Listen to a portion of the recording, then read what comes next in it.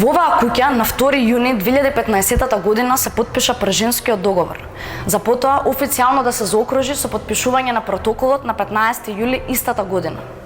Додека надвор тензијата помеѓу новинарите растеше, внатре можеби било и уште потензично, но не можеме да знаеме поради недостатокот на информации кои се изнесуваа тие вечери додека се преговараше. Оваа маса можеби не била пресудна, но затоа ова е просторијата каде се одлучуваше за политичката иднина на државата, која во тој момент беше нестабилна, зовриена и со потенцијал да стане безбедносна закана за целиот Балкан. Почитувани граѓани, од денеска Социјалдемократскиот сојуз и опозицијата го започнува проектот Вистината за Македонија. Кој испадна дека е убиениот? Некој джанкер. Добро, ма и тоа нека се каже. Да се спомне дека уствари имал нарушено здравје. Не бе, тоа ти беше многу боле да се бутнеше информација дека од СДС само некој МВР утепал член на ВМРО.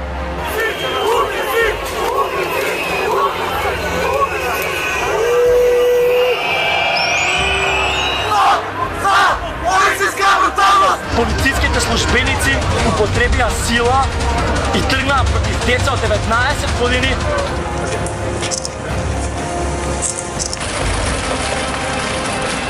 Пржино е една многу убава населба. Атмосферата во населбава е навистина многу мирна. Тоа лето во 2015 малку ни се поремети мирот, како да кажам.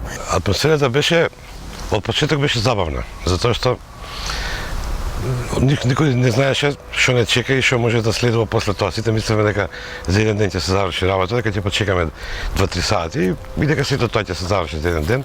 Ќе искаше ќе кажат што се договориле. А нормално не испадна така. Дури првиот ден беше, мислам, 12 сати. За новинарите немаше апсолутно никакви услови да работат овдека. Преговорите, знаете, траева со сати, до ноќе, до не знам, до утро ги фаќаше, а сите тие и новинарите, и камерманите, и сите тие што чекаа надвор на улицата. Не влегов на состанокот, ама влегов во просторијата пред состанокот. Фактички само ја, никој немаше влезено. И влегов во таа просторијата и тоа што ни таман дадаа пауза и скача еден по еден. Груевски, Заев, не знам, сите. И се сеќам на фаците кога ги скача и онака ме гледат мене, кога прво не им беше ясно што ме кај барам таму, второ, кога сите ми кажува, не знам зашто сме ние тука, што е работа, што се случува, онака, баш буквално беше така. И се симнав доли, сите ми се сипа мене, што се случува горе, што е работала. Сека, никам ништо, поима немам. Влегов во предсобие, тука ми оставија пола сати, толку. Во тие моменти, да ви кажам, цело време бевме онака на штрек. Еве ги, сега ќе излазат и ќе се реши проблемот. Ама тоа некако не се решаваше. Не знам, не можеа да донесат одлука брзо. Се сеќам дека еднаш донесов нешто за пиење, да почестам за новиот апарат, па така малку се расположивме со колегите. Пробувавме да им помогнеме, па носевме доле вода, некои кои сакаа на терасата кај нас се качува во нашата куќа. Дури еднаш кога падна голем дожд, они седеа надвор и мислам дека тогаш за прв пат заради тоа што се крена голема нервоза, амбасадорот ја отвори доле гаражата. И во гаражата они се собрали и ние кога заврши Пржинскиот договор собравме подписи од комшиите да и баравме од општината да ни го смени името на улицата во Пржински договор, пошто тоа сите го знаева. Требаше да даде надеж, ама надежта ја нема се уште, така да остана само на надежта, ништо друго повеќе од тоа. Не можеме уште да заклучиме дали тоа беше нивна правилна одлука, дали пропаднат или не пропаднат. Сепак ние сме влезени сега сме пред прием во НАТО, сме кандидат за Европска унија. Има такви промени кои што беа и позитивни што произлегува од тој Пржински договор. Да дозволиме на жената да си ја заврши работата како треба.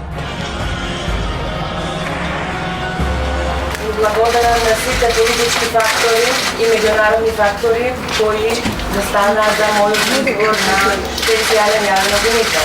И сите тие луѓе, почувајќи од Катица Јанева, ќе ја имат мојата поддршка како политичар, доколку дојде јас да одлучувам за таа работа.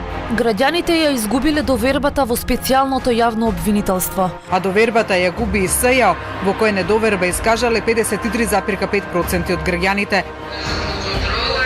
Не, он се плаши од ниве, да. Не се плашаме, не се плашаме, него да го натераш. За едно пола сат. се секира за ништо, секи биде окей. Јавното обвинителство повера притвор за специјалната јавна обвинителка Катица Јанева.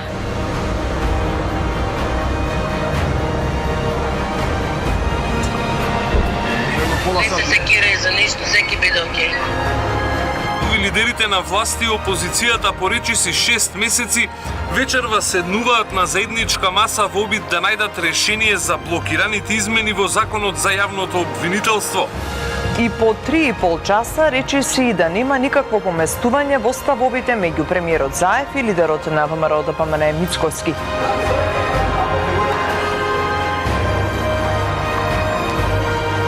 Со часови еден спроти друг и на крај без договор. Влеговме во четвртата година од потпишување на Пржинскиот договор. Иднината е се уште неизвестна, државата нестабилна, а статусот на СЈ нерешен.